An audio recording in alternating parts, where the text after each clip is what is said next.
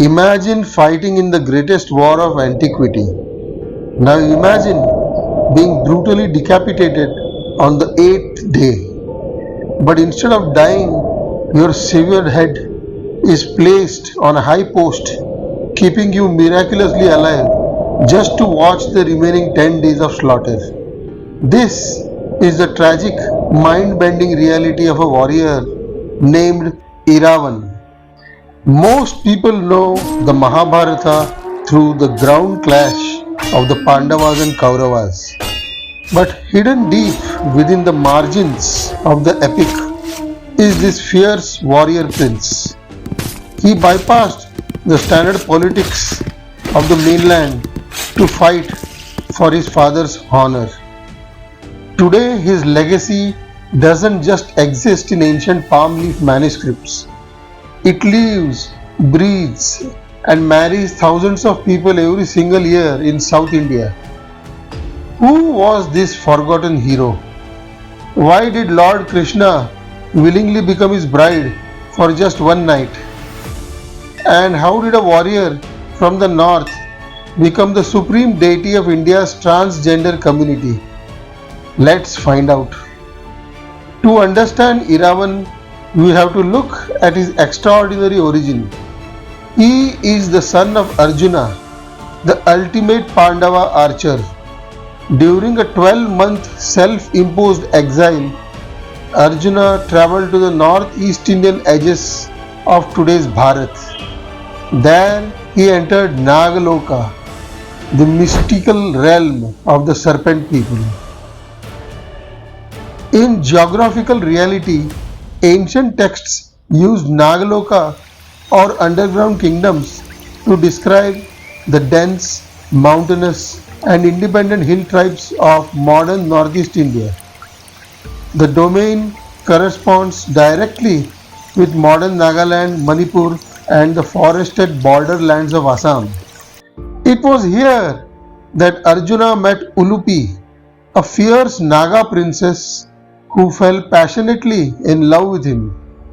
Their union produced Iravan, raised entirely by his mother in the eastern hills. Iravan grew up mastering the indigenous warfare of the mountains, stealth, extreme speed, and shape-shifting illusionary tactics. He was destined for greatness, but the shadows of the Kurukshetra war were calling.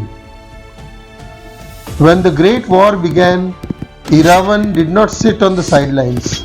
He marched thousands of kilometers from the eastern hills straight to the plains of Haryana, bringing a massive, heavily armed cavalry of Naga warriors to support his father.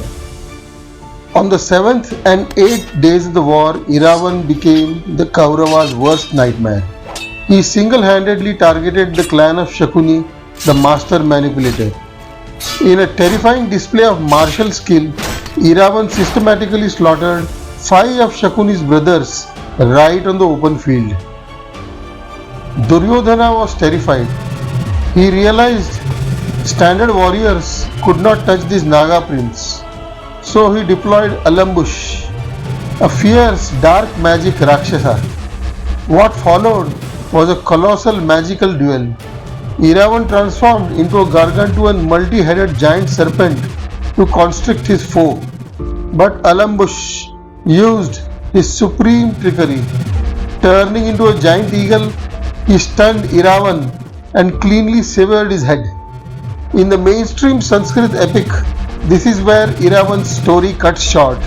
But in the regional folklore, his true journey was just beginning. To discover the rest of Iravan's story, we must travel to Tamil Nadu. Here, regional folklore reveals a different timeline.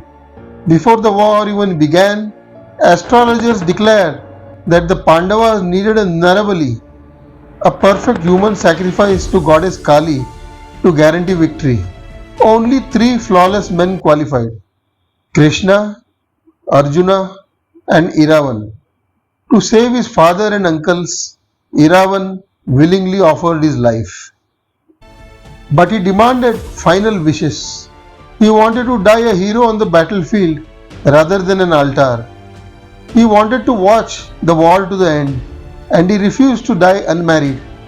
But no woman would marry a prince doomed to die the next morning. Step forward, Lord Krishna. To fulfill the hero's dying wish, Krishna assumed his most enchanting female avatar, Mohini. Krishna married Iravan, spent the night with him, and genuinely wept as a grieving widow when he died the next day. This brings us to the present day. Iravan is worshipped across Tamil Nadu as Lord Aravan. Every year, the historic Kuthandavar temple in Kuvagam hosts an incredible 18-day festival. This festival is the beating heart of India's transgender community known locally as the Aravanis. Thousands travel here to step into the shoes of Mohini. They marry Lord Aravan wearing bridal bangles and traditional threads. The next morning, as the ritual death of Aravan is reenacted, they break their bangles and weep for their fallen husband. Iravan stands as a timeless symbol of ultimate sacrifice, divine love, and a rare sanctuary of gender inclusivity that dates back thousands of years.